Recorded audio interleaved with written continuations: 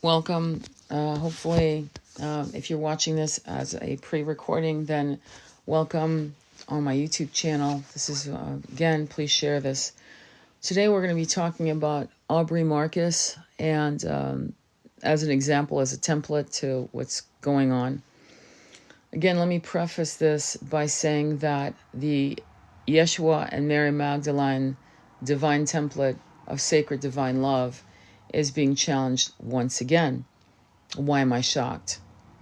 So I came across a video of a divine masculine talking about lust and how this is so destructive to the potentiality of a masculine.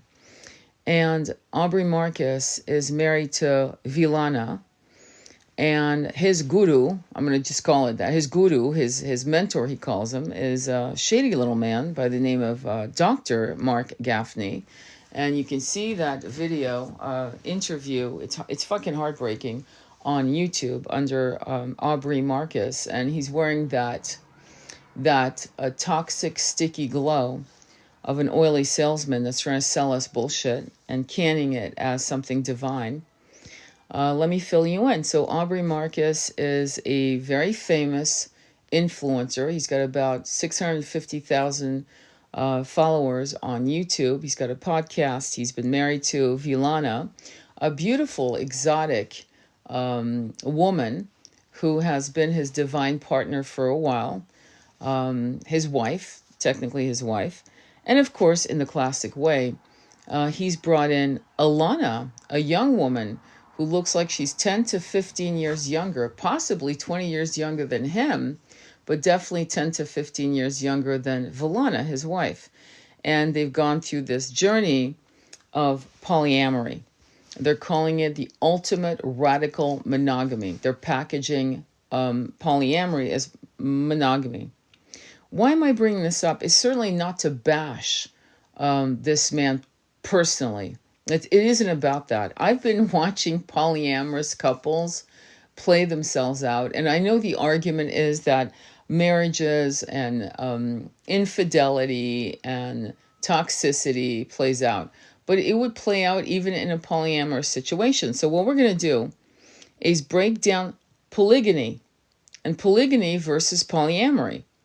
And why is this happening? Well, why am I talking about it? Why is this important? Well, because the template that Yeshua and Mary Magdalene and the template of Krishna Radha has been bastardized again and again. And I've watched it front and center since I was 18 years old.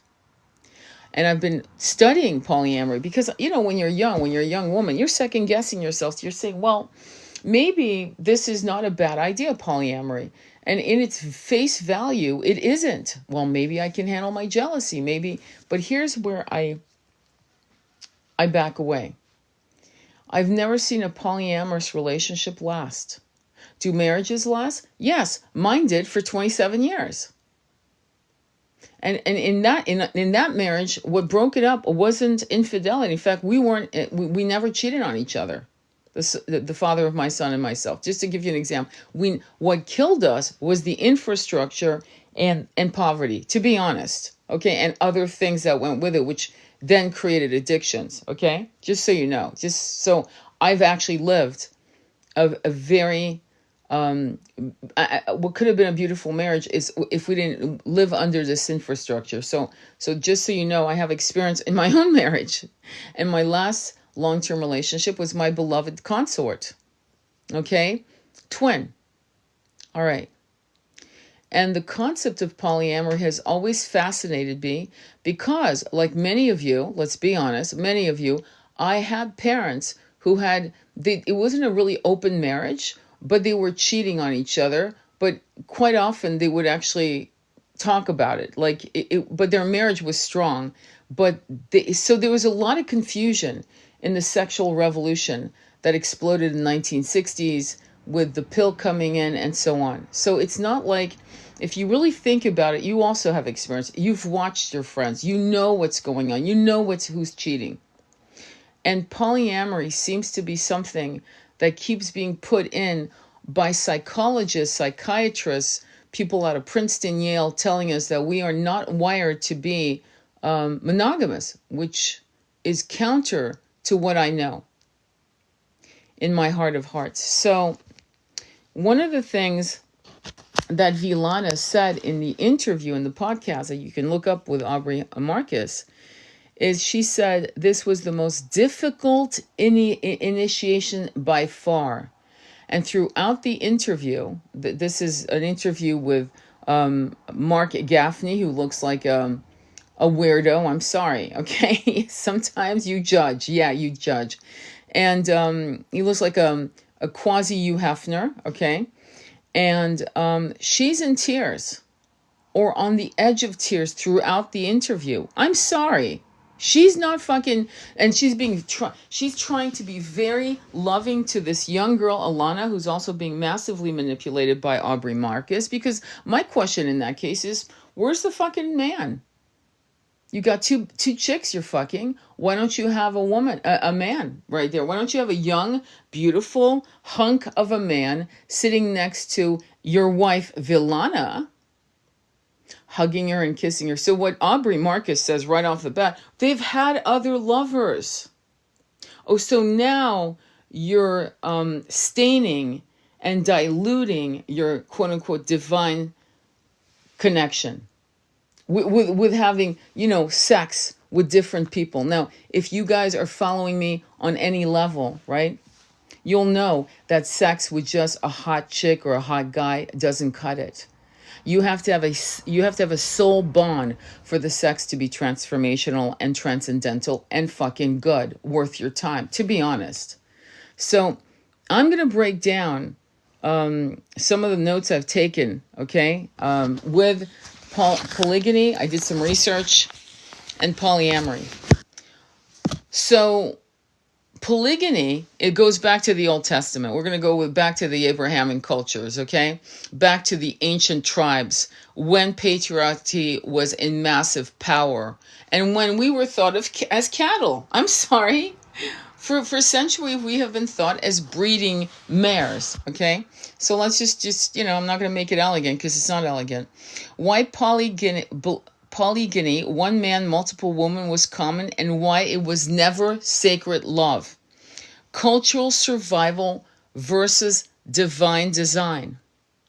In the Old Testament and many ancient cultures, polygyny, not polyamory, in the modern sense, was not based on love or spiritual connection. It was based on 1.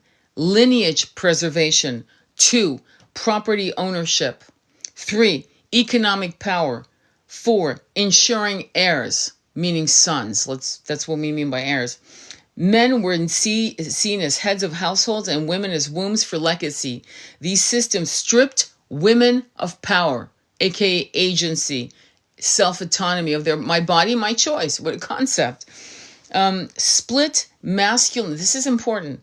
Split masculine energy across multiple partners, diluting the sacred bond. This was never about love. It was about power. Creating jealousy, rivalry, and spiritual fragmentation. We as women, when we incarnate as women, we hold the fragmented codes of harem mentality, jealousy, connecting with other women and seeing them as competition because they're younger, because they're more beautiful, or what have you. And I always tell people, study a harem for 45 minutes. Just go on YouTube and study harems. Infanticide, poisonings, the level of brutality of women against women crimes within harem systems is fucking unmatched, is unhinged. Hell has what is it? Hell has no fury like a woman scorned. Yeah, study harems. It's unhinged. So for men in today's society, in the 21st century, to sell us polyamory as a high-level spiritual initiation is such massive bullshit. Here you go, my fine, young, masculine patriarch bastard. You're fucking selling more bullshit and you're packaging it for your own lust. And lust is not sex magic. Lust is on a lower level, animalistic. It's revenge, it's greed, it's avarice. Is I want more, I want more, I want more. Instead of disciplined connection with your beloved. And this is something that men have been brainwashed for centuries, but it's really, and porn, when they saw that they could, meaning the 1%, the think tanks, when they realized that they could no longer control men through these means, right? Because, women were now saying, listen, I'm not going to be a breeding mare for you. I'm not going to be a cow popping out fucking calves for your own, purpose or whatever.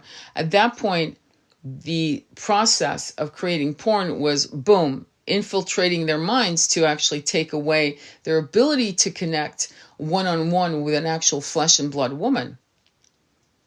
And it's particularly damaging because, to be honest, it's happening to our young men and young women, gorgeous young women, gorgeous young men. When you're young, you're fucking gorgeous. Don't worry about what you look like in your mind in the mirror. When you're young, you're fucking gorgeous, okay? So with that said, and what that means is that now the woman is trying to figure out, this young woman who's trying to figure out if she's good enough, trying to figure out if she's worthy, trying to figure out if she's pretty enough, whatever. And now she sees her boyfriend, because, they're young, or young husband, and seeing on his phone that he's been doing porn or looking at images or liking girls on Instagram or whatever.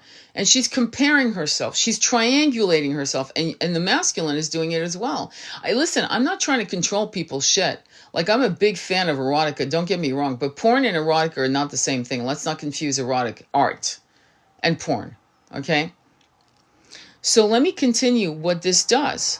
So in fragmenting, the fragmentation of the spiritual divine template that was created by, for example, an example, and this is why I'm pushing, and I'm really trying to talk about why the patriarchy and the Catholic Church and then the Abrahamic cultures that created these religions, right, in some sense or another, wanted to destroy this concept of one woman, one man, the divine consorts of each other, and what the kind of sex magic that would be created from these human beings. Well, apparently it was because that would destroy their power. Do you understand? Have you ever seen a power couple in your life? When they walk through the door, your head pivots. It's their energy.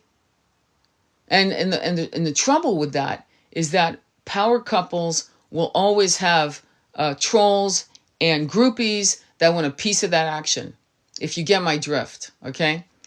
And it's exhausting to be a power couple, to be, people want to be a power couple. It's exhausting because you always have a bimbo, male or female, that wants a piece of that action. But let me continue what some notes and some things that I put through ChatGPT to get it done, because I wanted to look at the Abrahamic background of this. Now, and I wanted it to tell me, because I use ChatGPT like a chess master. In other words, I make a move and I go ahead, fucking argue the point that I'm wrong. And it comes back with whatever it says. It's not me. It's okay. Why it doesn't work and never did. Now, before I continue, I followed polyamorous couples who I loved. I thought they were great people, and they are great people. One was on a reality show. I forgot the chick's name, but she had a nervous breakdown. That's how well it worked. And another couple out of the Catskills, Brittany and Connor, I think that's their name, ended up breaking up. They had a child, and they ended up living separate lives because ultimately it does not work. Just like some marriages don't work. And Esther Perel, if you've never heard of her, Esther Perel is a Belgian psychologist who talks about and wrote a very famous book called Mating in Captivity. And she also did a TED Talk that was absolutely brilliant. Trust me, when I tell you I've been studying this shit for a while, I have. I'm not kidding. Because I wanted to make sure that what I was feeling wasn't my own jealousy, my own fear of losing my partner, or things of that nature. So I explored it to a limit, meaning I explored the psychology of it. A man cannot fully offer his presence, protection, and polarity to more than one divine feminine at a time. When he tries, listen to this, guys, his energy becomes scattered. Well, no shit, Sherlock. Each woman receives a fraction of him. Well, no kidding. And no one is truly, fully seen or loved. emotionally. Polygyny causes rivalry. See Rachel and Leah, Sarah and Hagar. Now, I don't know if you guys know the story of the Old Testament. Sarah can't have kids. And it was apparently very common in the ancient world, if you could not have kids, you would take your servant woman, aka slave, clearly, slave woman, and hand it to your husband as a surrogate. And apparently Hagar was an Egyptian slave. I'm going to call her a slave because what woman would do that on her own time with an 80-year-old man? And she gave him a son. I forgot who the guy was, and I really don't care in the Old Testament. But anyway, she gave him a son and apparently created a whole lineage that became very powerful. The pain is especially to the woman with less favor or fewer children. So when a woman in polygyny, not polyamory, polygyny, this is what was done in the ancient world for, I just mentioned why, was done, and it actually created a fractured heart, a fractured womb. And this is the DNA. You've heard of a DNA, the pain body that is transferred from one mother to her daughter to the, and so on and so forth. And so that's what we're talking about. This is why when we incarnate as women, this is what we're happening. We're trying to right the wrongs. We're trying to recalibrate ourselves with a very intense focus to eradicating what transpired for probably 5,000-6,000 years. Okay? So power imbalances with women constantly trying to earn love, favor, security. And this is a real thing. Spirituality, the true sacred masculine must be devoted, present, honoring the goddess in one form. What does AUBREY Marcus say? He says, this goddess, and then he talks about this other girl, Alana. She's a kid. She's probably in her 20s. He calls her the goddess. So now he has two goddesses, and both of these goddesses are allowed to have sex with other men. Why? It's sloppy. It's not a focused divine situation. And any idiot can figure that out, I think, in my opinion. The Yeshua and Mary Magdalene template, sacred monogamous union. Again, when you are connected or celibate and you use sex magic, you are powerful. I can't say more than that. I wish I could go more into explicit detail as to what I'm talking about. But I have a video on sex magic on my my playlist on TikTok, if you want to check it out. Yeshua and Mary Magdalene were not just a couple, they were the embodiment of divine polarity. One flame, one vessel, two embodied aspects of source. He poured his energy fully into her. She rose into sovereignty. She did not share him. Now remember, this is Abrahamic. First of all, if he was a rabbi or if he was whatever people say he was, then he would have had to be married. Number one, that's just duty, okay, of that timeline. And his duty also could have been to have other women, but he chose not to. She did not share him. He did not split his presence or seed with anyone else. This is the original twin flame, but I'm going to say flame. I push away from flame. Us who have been twin flames, or you are twin flames, it is a template of karmic burning, flame burning. They were twin rays. There was no karmic burning here. What happened to them from the outside world was none of their, how do I put this? None of their, how do I put this? I want to try to find the right word. They knew what was going to happen. And they hoped for the best. They hoped that the power of their love and the power of their ministry would actually dilute the unhinged rage that these merchants and other priesthoods and whatever, these false charlatans would have against them as a couple, against Yeshua. We know what happened to Yeshua. So they were rays, twin rays, okay? And they were in divine union and working together, equal partners, shoulder to shoulder, to talk about many things about loving your neighbor, things of that nature. We know this. And they talked about many other things which were cut out of the good book, I'll just say. In this model, love is not diluted. It's not out of control, but a complete energetic fusion and mutual ascension. Yes, because this concept of shame towards sexuality and sensuality, that let's be honest, the Catholic Church was just unhinged with this shit. And yet they were all having children with mistresses, the cardinals, the popes, the bishops. And yet there was this celibate iron fist that you were born in sin, and that sex was, that was just not okay. The masculine holds space for the divine feminine to awaken fully. The feminine mirrors that presence, creating a spiral of divine remembrance. Why polygyny is a distortion even when dressed up as polyamory today. Even in modern polyamory, where consent and freedom are emphasized, when it's masculine-centered. Did you hear that? When it's masculine-centered, a man with multiple women, it often hides fear of intimacy, desire to avoid full commitment, addiction to ego validation through conquest. That means that the masculine is not in the place of discipline. I had a twin flame client who is monogamous, okay? And I spoke to her about her twin flame, definitely twin flame, no doubt about it. I kid you not. And he was polyamorous. And I said, do you see him ever? Could he ever change? Do you think he could? And she said, no. I go, then you're not doing this in this incarnation, because you can't. Can you see yourself doing this, being polyamorous? She goes, no. Oh my God, no. I go, don't change yourself. I think this is a test for you to actually be enough into yourself, to rise above it, and the universe will send you a high-level soulmate. Trust me, you will.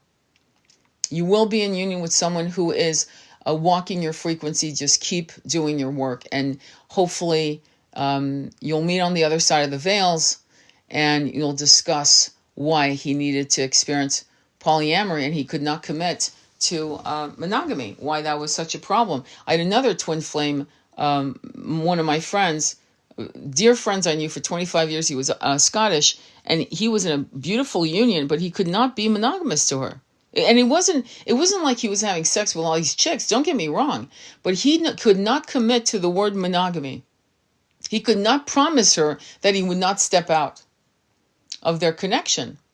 And that broke them up. They tried twice and it broke them up, and they were amazing. They were a power couple, and he couldn't do it.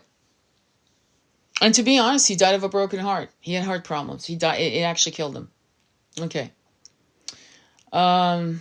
So addiction to ego validation through conquest. Rarely is it based on equal soul level love with all partners, and even when it appears to be, it still breaks the energetic integrity of couples. They're saying twin flames. I'm going to say of couples.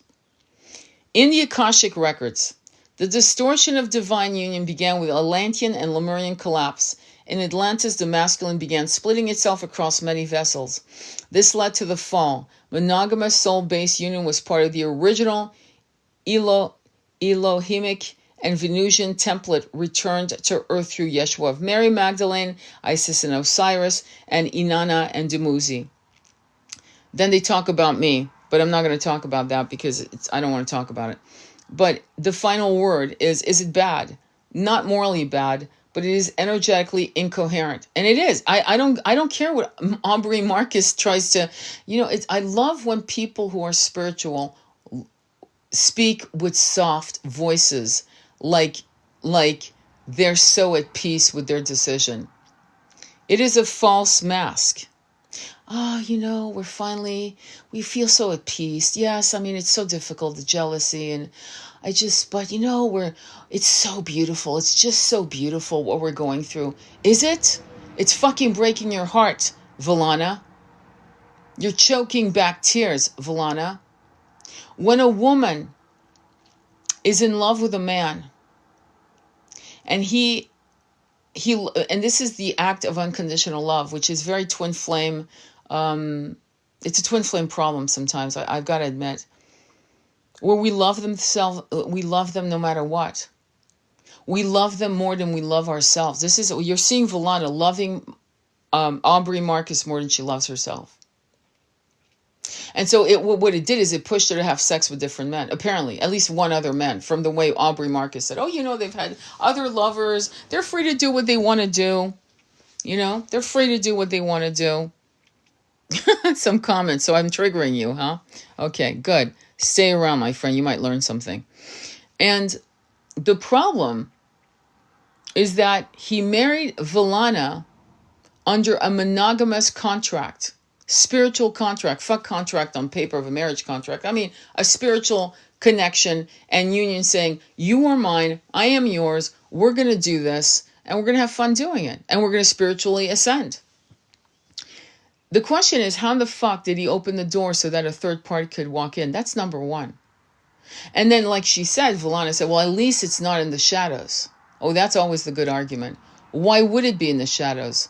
A divine masculine would come to his beloved and say, I don't know what's going on with me, but I'm having fantasies of other women. And I actually, it's going beyond fantasy. Like there's a woman that I've met. She's a student of mine, or I met her at work, and I want to explore with you, not having her as a third party, because that's not the conversation. But what can we do to infuse our connection with more fire, with more passion? I'm bored. I think I'm bored. Not with you. I'm bored with my life. See, that's the honest truth. When people get in situations in the infrastructure we live in, let's never forget the environment that creates a destruction of marriages and a destruction of women, single women, trying to raise their kids and having, with 2 jobs or 3, not being able to bond with their children. Creating separation, even with their relationship with their own kids, for Christ's fucking sake. So if that happens with a single mother and her kid, you're right, because she's working 2 to 3 jobs. She's just trying to fucking survive, put bread on the table, roof over everyone's head. And then suddenly the kid's 23 and doesn't want to talk to their mother. It's happening because she wasn't there. And it's not her fucking fault. So when a man or a woman is bored, because that's what it is. It's boring. 9 to 5, the grind, going to bullshit meetings, and you having to act excited over a project you don't give one fuck about. Let's be honest, okay? That fucking kills the soul. It's death by 1,000 cuts. So now the man comes in, who is a divine masculine, let's say he is, and says to his woman, right, hey, listen, I'm having issues here, and I actually don't want to do this to us, because you mean the world to me. So what can we do to infuse this relationship? And a divine feminine who's in her fucking power would say, do you think it's how we live? Do you think it's just these jobs that we're doing? Do you think maybe we should sell everything we got and just fucking leave? Maybe we need to live our lives with such excitement that we will be enough for ourselves and each other. Or what do you think? Or do you think our marriage is over? Or do you think that we need to do like little getaways, 3-day getaways where we can reconnect and do breathing, maybe going to a silent meditation retreat, or doing just a fun vacation in Mexico or Bahamas and just have a good time and make love in the sun? What are your thoughts?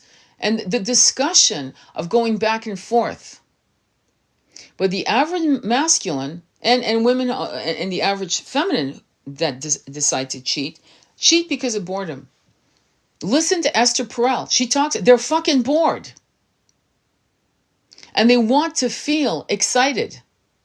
And cheating gives you a false dopamine, because now it's secret shit, and it gets your blood pumping, because maybe you're taking the girl in the closet or in your car, in the parking garage of the building you work at, shit like that, like in hospitals, in the closet, the broom closet, we might get caught at any moment. So now the person feels alive, but it's a false sense of aliveness. If you want to feel alive, fucking go jump out of a plane. I'm not joking. It's not actually, I'm not being funny. I'm not kidding. Find a skydiving team and learn how to fucking jump out of planes. I'm dead serious. You'll feel fucking alive, my friend, very fast. I don't care if you're a man or woman, you'll feel alive. The balls of taking your life in your hands, it takes massive fucking cathedral-sized balls to do it. I'm being straight up. And to feel these feelings is perfectly normal. to want to say, let me bring a third party in. I remember a beautiful couple. She was Dutch and he was Eurasian, I think Indonesian and white. Stunning couple. And they would teach classes online on sacred sexuality. And one day they made the mistake.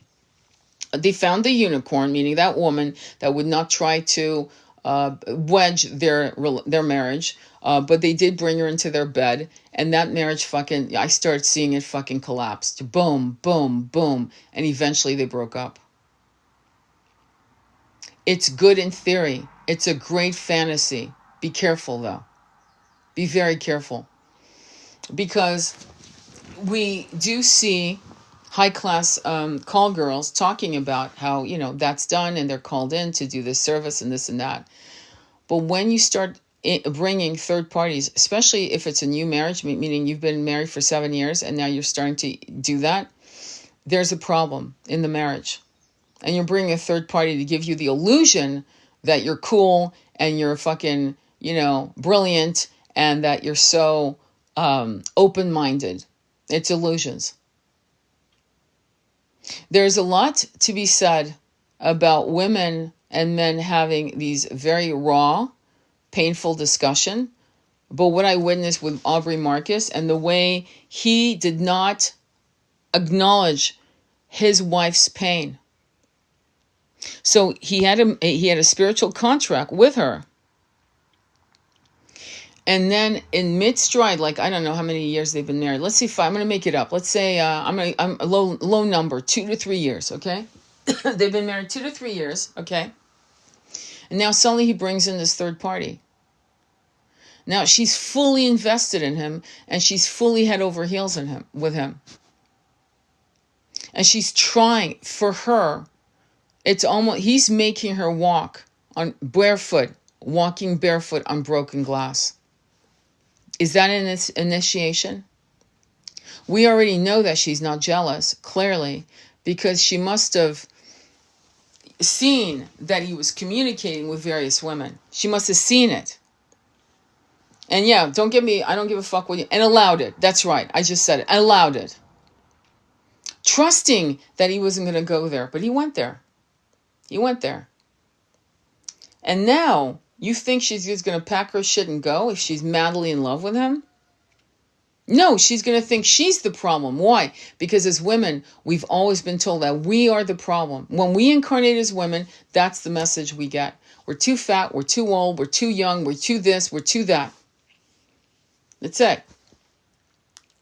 To the point where women are literally going in and have plastic surgeries, putting their lives on the line. Women die from BBLs. They die from lipo. They do, all the time. Young women, no less. Trying to compete with other women. What's wrong with having an A cup? Fucking nothing. Beautiful women with A cups.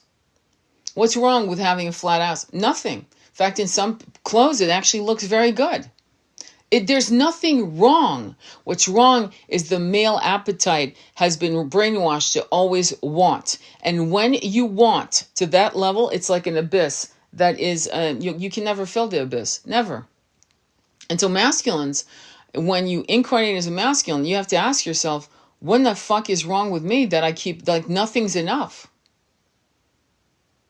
You know those daredevils that are out there that jump out of planes and ski down fucking impossible mountains? I have a lot of respect for them.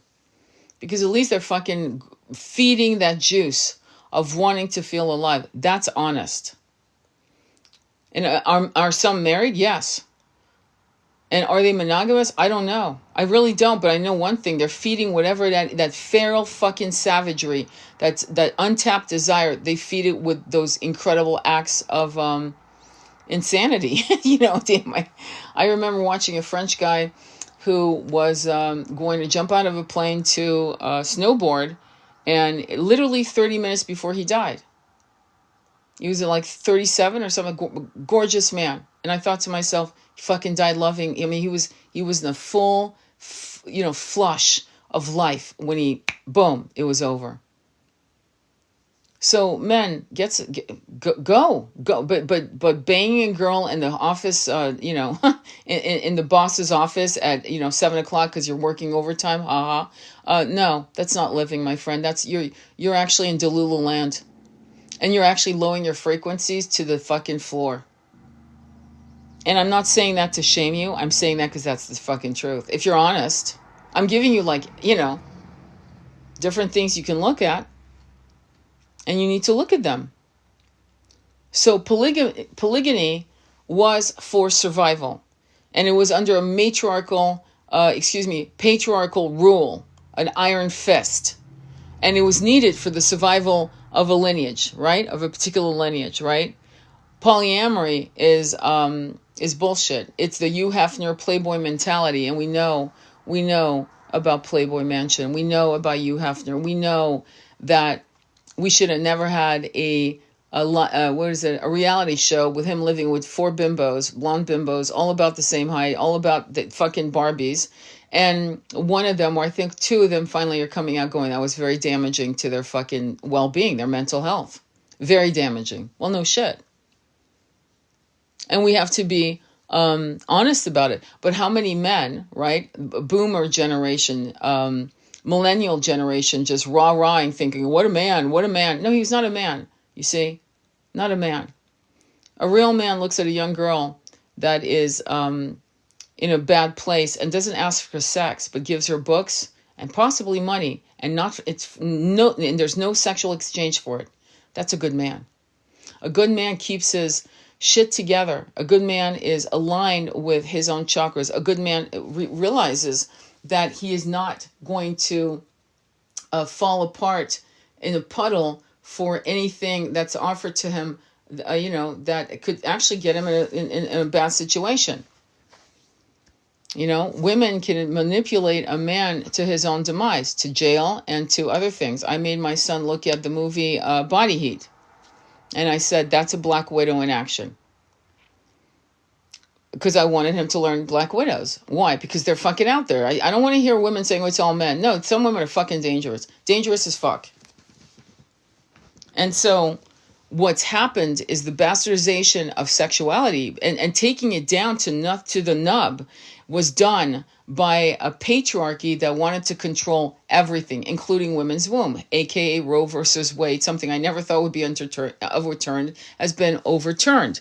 People keep saying Handmaid's Tale. Well, it's happening in action in Afghanistan and other parts of the world. Okay, we're not there yet in America, or else you and I wouldn't be talking. Trust me, at all. So we're not there. Let's not bullshit. But it's getting dangerous. There's no doubt. And so there are religions that are right here in America. I think you know the one I mean, right? The one in Utah, that one? That fabulous one that, thinks it's okay to marry 14-year-old girls to fucking old men, grandpas. Yeah, that one. Why is it allowed? Why is it a fucking allowed? Why have we normalized these kinds of things in a free-thinking country? Why have we normalized these kinds of things in a free-thinking country? Why are we?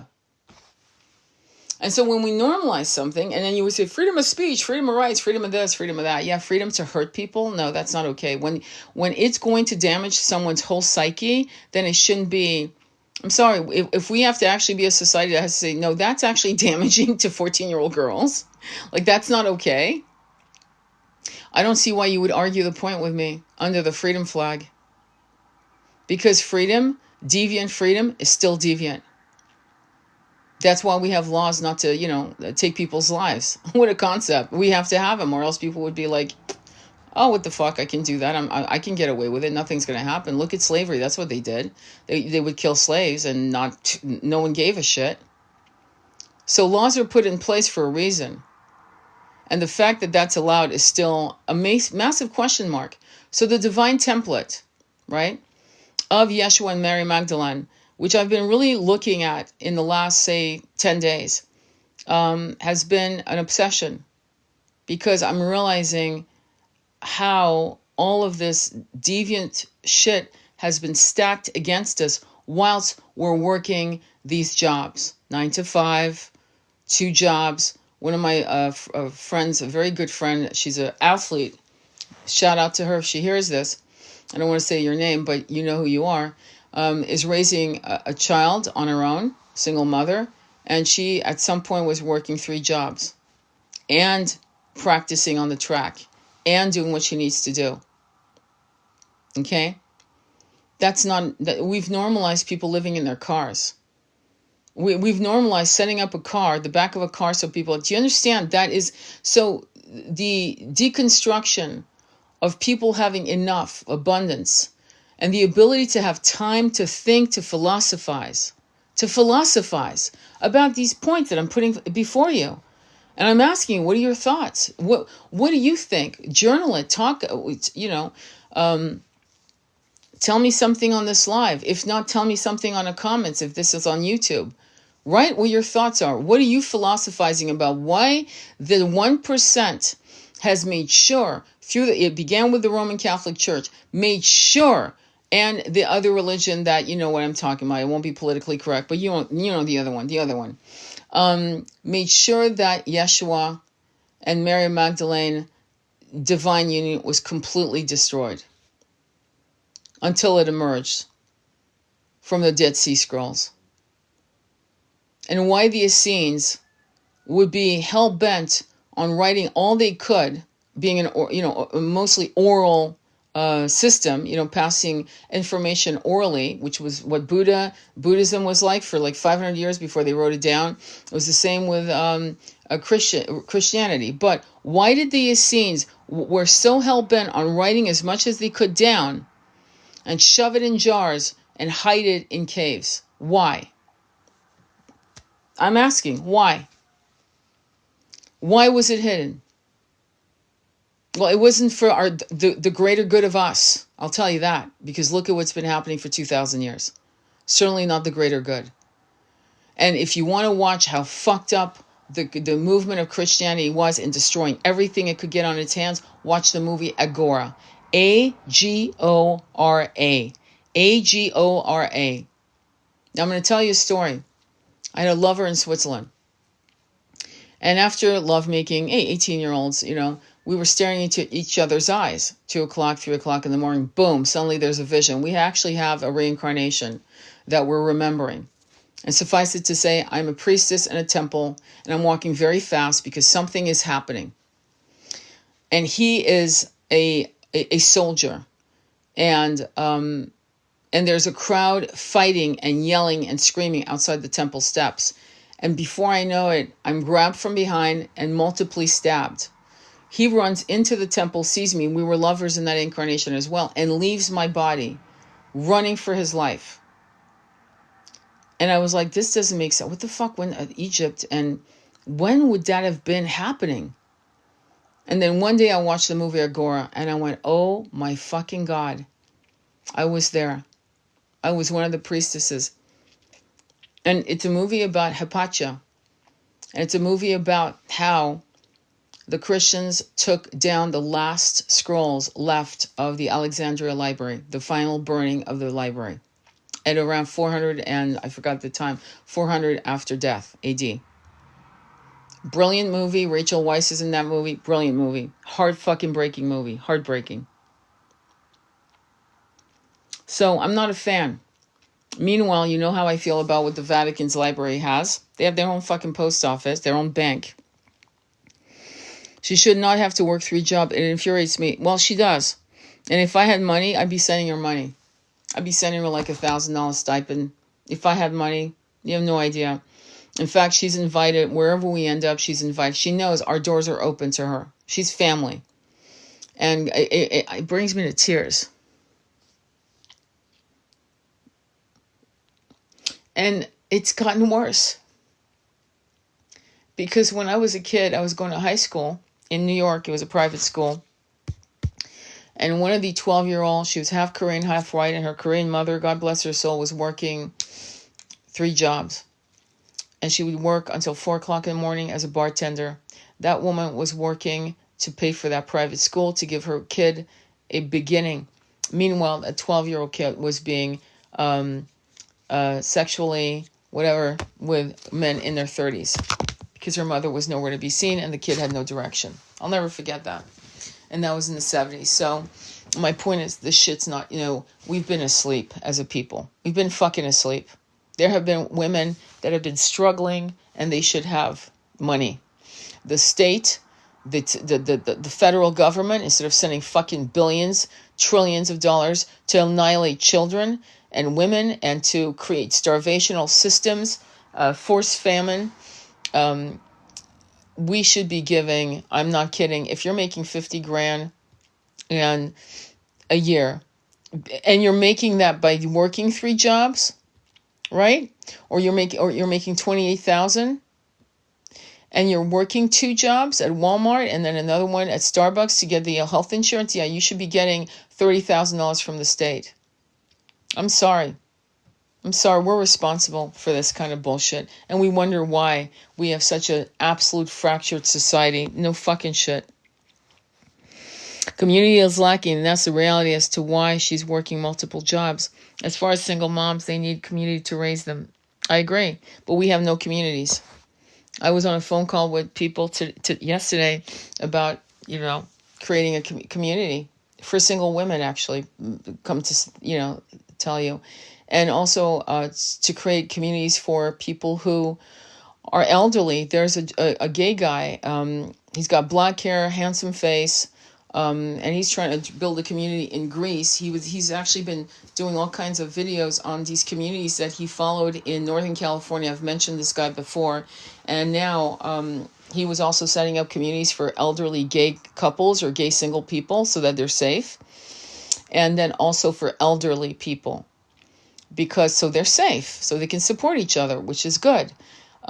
Because old folks' homes are abysmal, even the ones in Europe. My grandmother was in one, and the food was so bad we had to move her to Paris. And she was actually in an old folks' home, believe it or not, in Versailles, believe it or not. And so the food was great, but she was now away from her lake, Lac Léman, which is the Swiss lake. And she always thought that she would die looking at her beloved lake, in Switzerland. But she did not. She died in Paris. And my point is that we need to build communities that give people, the elderly, protection, beautiful meals. I mean, that's the nectar now. You get older, you all you have now is beautiful stories told to you on Audible and beautiful meals and maybe playing bridge. That's it. That's all you got left now. And hopefully the visits of your grandchildren or whatever. But we need to do better, and we're not. We're normalizing hospice care for people who are dying of cancer instead of having them at home dying with us. And they make it impossible. They don't give you a stipend, and don't tell me they do. Oh yeah, you can apply for this and that. No, they don't. It's a fucking shit show to get it. And by the way, if a person's in hospice care, they won't pay you. Did you hear me? If someone's on their deathbed, they won't give you a fucking dime. They won't give you anything. It is like you've got to fight for whatever help you need. So if somebody's on their deathbed and is, needs diapers and pads and cleaning utensils, just put the list together in your head while you're working. But we want our people to die in our homes. Why? Because we want to make sure that they're spiritually fucking empowered when they drop their bodies. But there's no support for that at all. So there's a lot of fuckery going on meanwhile, you got Aubrey Marcus deciding to take a third woman and trying to convince the world that he's spiritually fucking better than you while you're trying to figure out how to make your monogamous marriage or relationship work. And it's particularly in the twin flame community when some of us have divinely loved our high level soulmate and our twin flame together. You can love 2 men, but trust me, or 2 women, and choose one to live the rest of your life with and not have sex with the other. Or you make a decision. You know what I mean? And the decision isn't polyamory, I'll tell you that. That's a coward's way out. I'm sorry, it's a cowardly thing.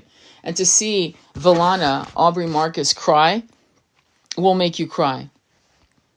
It will make you cry. I should tell you what hospice pulled for my father-in-law passing the bill they sent for the estate. No, I understand. Yeah. So yeah, if you have money, yeah, they'll go after the estate of the person who died. You know what I'm saying?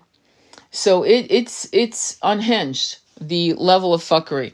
But anyway, so please try to do your research on why it was normal in the past in the United States. I just never thought it would be reversed, Roe versus Wade, after seeing it pass. Absolutely no. It's fucking. You were asking, do you think emotional intimacy is missing? That they had the need for variety physically. Not for Valana. You're asking about Aubrey Marcus. Maybe for him, but not for Valana. The way she's sitting there going, this is the most painful thing. And then when we have magical moments, and it's so hard. Well, I'm going to tell you a story. This is when I realized that polyamory was a joke.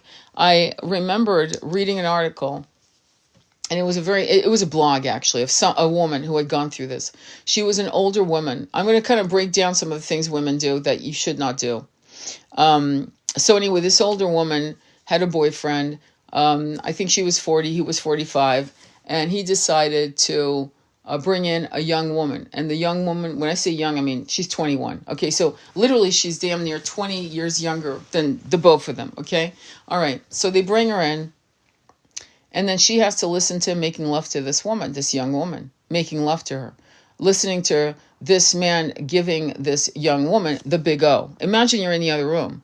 And she's writing about it saying, I'm sitting there and my whole body is falling apart. The jealousy is not, it's almost like I can't breathe. Okay.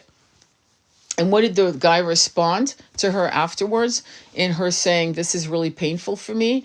I'm having a hard time with this. Well, you got to work on your jealousy, babe. It's the ascension. And these Buddha bun wearing bastards will do that to women. They will manipulate their fucking agendas and make you feel like you're the problem and you're fucking up. And that's why I said, where's the hot stud? Where's the hot hunk sitting next to, why is it a man and two women? Why? It's bullshit. And you know it's bullshit. And that's not being, I'm not even being a feminist when it comes to that. I'm saying quite clearly it's bullshit. So the other thing that I see happening that's very common is when a woman is older, she's in her 40s or 50s, she will decide that it's a good idea to find a young woman to hand to her man as a gift for the night or for as a companion. I'm not kidding, as the third wheel. And this I can't tell you how often this happens. And what's interesting about it is that it's because the woman feels like she's not enough. And when a woman feels like she's not enough, and a man accepts that said gift, then it's the man that's been making that woman feel like she's not enough. Because a real man would say, what are you doing? I don't want a third, I don't want another girl in our bed. What's going on here? Well, I don't want you to cheat, and I don't want you to, I'm not going to cheat. I don't want to cheat. What's happening here? But when a man accepts the gift, then at that point we know that he's the cause. And you might say, oh, what you feel is your business. I'll give you an example of that in a minute. When he accepts the gift, then he's the problem, and he's making that woman, right, the wife, partner, whatever, feel like she's not enough to the level where she'll hand him, that gift. And when people tell me things like, well, you're responsible by how you feel. I can't make you feel blah, blah, blah. And my answer to you is this. If you and I go to a restaurant and you treat the waitress like shit, and you're belittling her and scolding her and to the point where you make her cry, it's your fucking fault. You did it. Because had I been at that dinner without your dumb ass, she would have been fine. She would have been laughing. I would have given her a big tip. And she would have... So how you treat people is how you are responsible in how you make them feel. Any man that tells you your jealousy is your problem is an asshole. Because a real man would sit with you and go, what, baby, get on my lap, baby. Come on, sit on my lap right here. What's going on? Why are you jealous? You and I are together. We got this. Because what happens when you're a power couple, as I said before, you got trolls, you got groupies that want a piece of what you got. And they don't give a shit. Trust me, I learned a lot working at Psychic Source, 1-800 number, which I hated. I had to finally quit. But what I learned is the deviancy of women, some women, where they'll go. And I remember saying, because, they don't tell me shit. So I go, wait, hang on. Are you with someone, or they with some? Oh, they're with someone. Yeah, they're married. I just want to have some fun. And I'm like, but he's married. Yeah, I just, he's hot. And, yeah, I know they're married. I mean, I'm just going to borrow him for a couple months. It's no big deal. That was not uncommon. That was more common than you think. And then you've got good men who aren't going to do it, but you have a weak men who are definitely going to do it. And then they'll regret it and get angry with themselves, or you, the wife, if you catch them. So cheating is quite an interesting aspect. They're abused, exactly. Aho, yes. It's good to see you. So I wanted to do this live for the purpose of talking about the template of Yeshua and Mary Magdalene and why it has been smashed to bits, and to normalize. Like when you read Mating in Captivity by Esther Perel, in a way she's talking with the data. It's been normalized to cheat. And what she does say, it's boredom. It's boredom in the marriage, boredom in the job, and people aren't doing any exciting shit. No one's there. People are bored. They're just not excited. There's nothing. I mean, can you blame them? In America, especially, people don't take 2 weeks vacation straight up, 2 weeks back to back. That's a rare thing for an American to take 2 weeks off. You know how many weeks they have in Europe? 9 fucking weeks. And in 9 weeks, you can figure out to do all kinds of exciting shit. Climbing Nepal, going to Nepal and climbing some mountains, right? Checking out some yaks, buying some Buddha statues, going to temples, eating in little cafes, going to Peru, into the open markets, literally seeing fruits and vegetables that originate from Peru, doing a little ayahuasca, making love to your beloved in the mountains. It's exciting shit,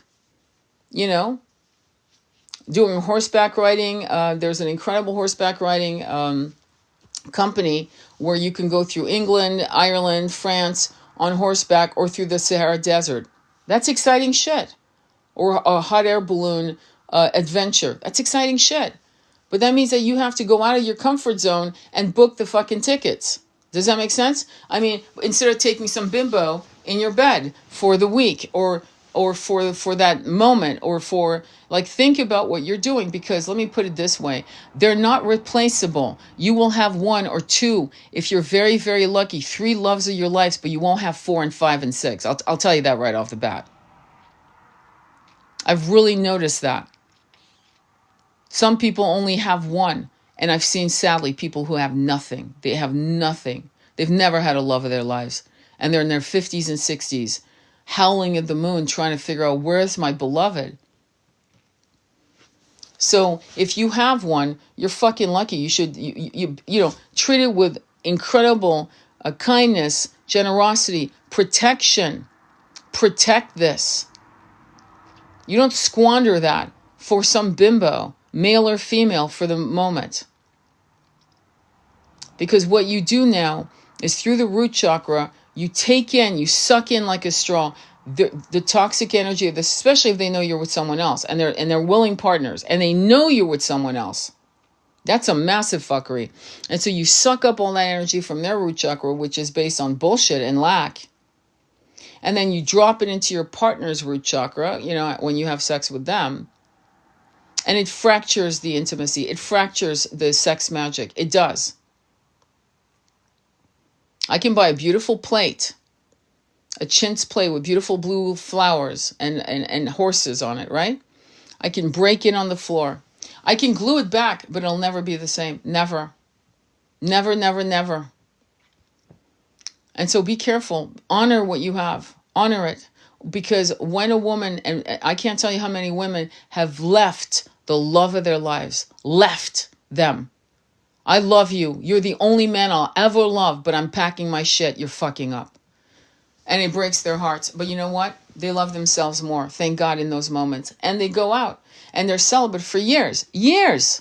Until some, not all, some will find another partner, a beautiful partner that will fill them. And yeah, okay, fill them. Yeah, that's right. Oh my God, we can't need anybody. No, we don't need anybody.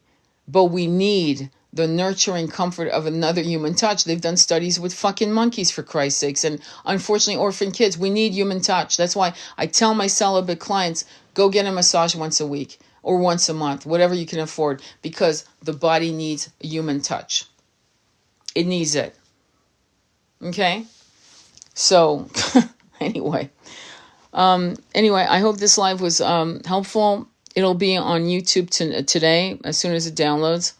And please share it. Please follow me on YouTube, Sacred Intimacy Tarot. The link is on my bio.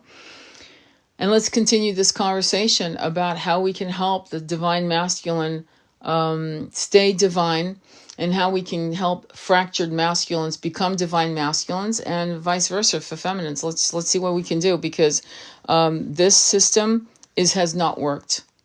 It has not worked. Has it worked?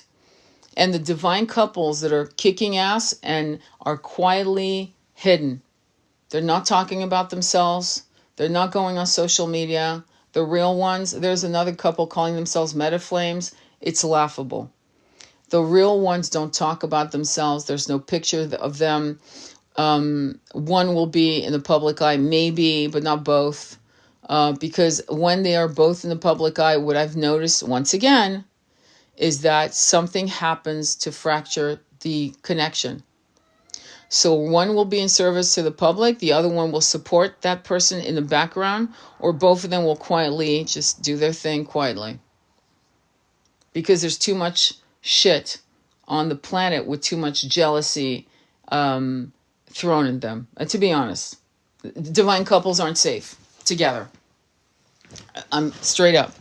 And there are couples right now claiming they're twin flames and meta flames that have only been together a year. And it takes a while to find out what you are with your divine counterpart. It takes a while. In other words, it's an instant recognition. Don't get me wrong. I didn't mean it like you don't know who you are to each other, but you then go down the rabbit hole of what you really are to each other. And it takes a while. It takes some time to actually deconstruct and excavate all of the things. And then one day you look at each other going, oh my God, we're twin flames or twin rays or whatever. But it's a process. Doesn't divine masculine protect his divine feminine heart? It's the divine masculine and feminine protect each other's hearts. They protect each other's hearts. So it's a complete, like they're encircled in this.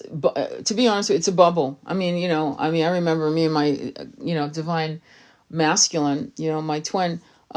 We were in a divine bubble, and then suddenly we come out of the bubble, especially if we were in public, and we realize, oh shit, people are staring at us all the time.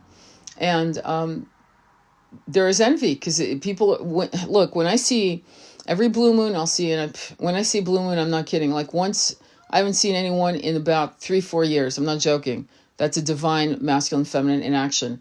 But I remember seeing one in Pasadena, California, and she'd bought some shoes, and she was taking them out of the box and showing him in a cafe. They were having hot chocolate, and the energy between them, they were in a bubble, and it was beautiful to watch. It was absolutely beautiful, and it was a very mundane move, but the electricity, the auric field that's around, it was intense. It was intense to watch. So, and I was in awe. There was no jealousy or envy in me at all. But I know people, and I know how people are, and they're fucked up. And they would have, tried to get some action. I was telling one of my friends about something that happened at an ayahuasca retreat with some bimbo over a couple that were very much into each other, and how this bimbo just could not. She was acting like she was in Burning Man. And finally, my shaman had to fucking put a stop to it because it was ridiculous. It was outrageous. And so, and men do that too. They don't give a shit. If a man is happily married to his wife, and this man is, he was my best friend at the wedding, he'd never do that. Yeah, he would, dude. He would actually go after your woman. He would. And so, men also pull that shit. So, but, And the truth of the matter, I was counseling, I was coaching a divine masculine who's really working hard on his relationship with his beautiful counterpart, his consort, twin flames again. And I was saying, you guys need to talk about what's going to happen. Like, your honesty has to be absolutely radical honesty. Meaning, if somebody's coming on to you, you fucking tell the other person immediately. You don't fucking hide it. Don't hide that shit. Like, because it's going to happen. You're physically beautiful. You're charismatic, magnetic, because you are twin flames. And if somebody does somebody that's in your circle of friends, or even outside of the office job or whatever scenario, that person needs to tell you on the spot. Because it's a divide and conquer agenda. And it will fracture your relationship. That person will have their fun flirting or making stupid moves at a wedding situation or whatever situation. And meanwhile, you will be fighting it for a year. That person's name will come up in fights again and again and again. And that's not okay. So the minute that shit happens, you make sure your divine counterpart knows what's happening so that it can be, you guys can figure out how to address it. Right? How to shut it fucking down right off the path. But don't let that shit go without them knowing. I was thinking of the protection of the heart in polyamory. There's no such thing, my friend. I've never seen a woman go, yes, this is fun. The last woman I saw she was on a, whatchamacallit, what the fuck is it called? When they do lifestyle, you can see, what kind of show is it? Reality show. She was on a reality show, right?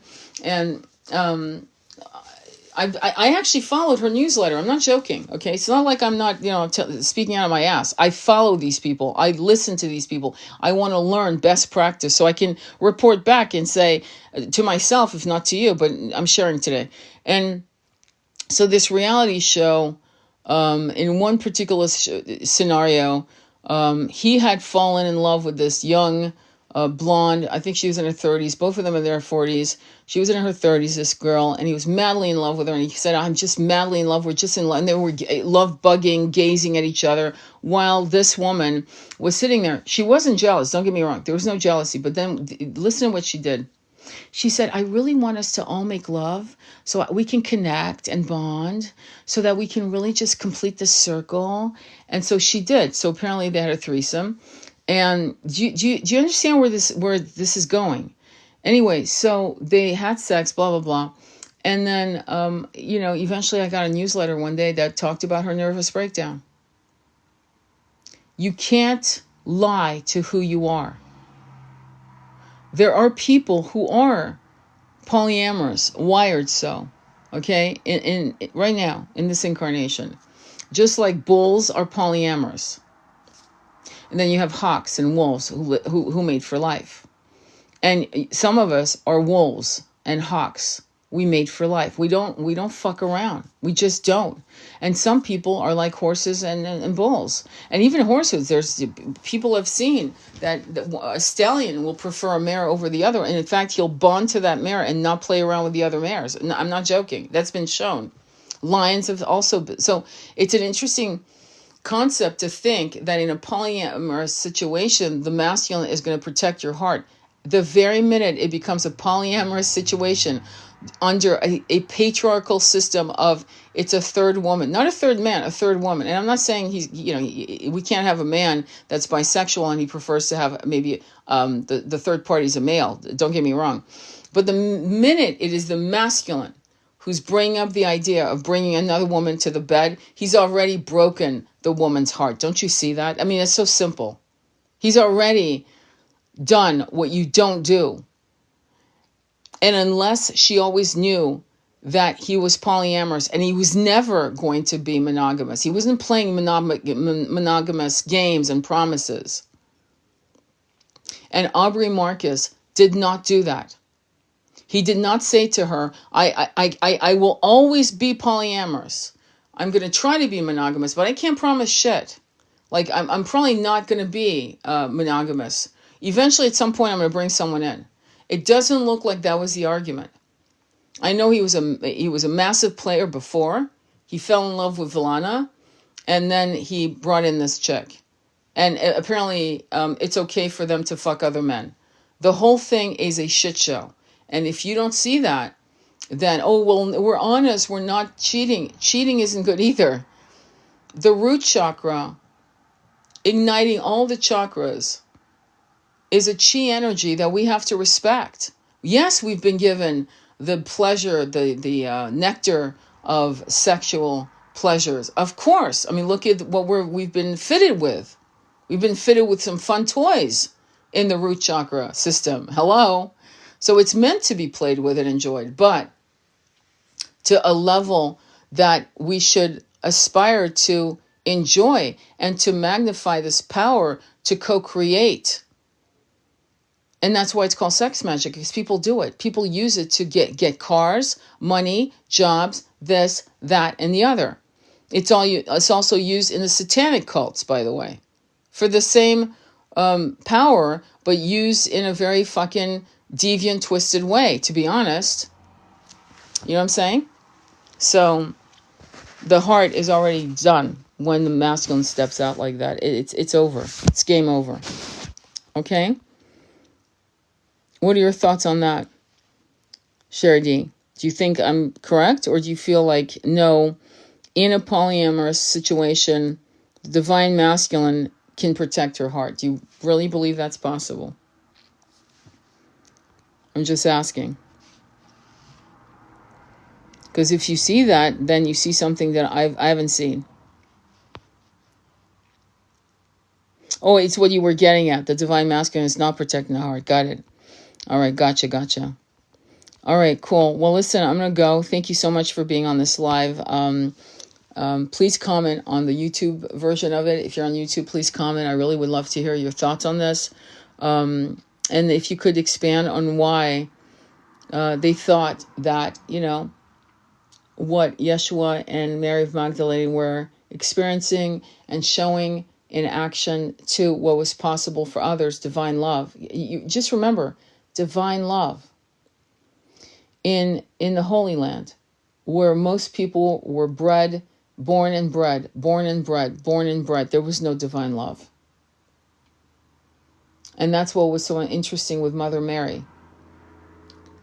And the training she was getting from the temples as a high priestess.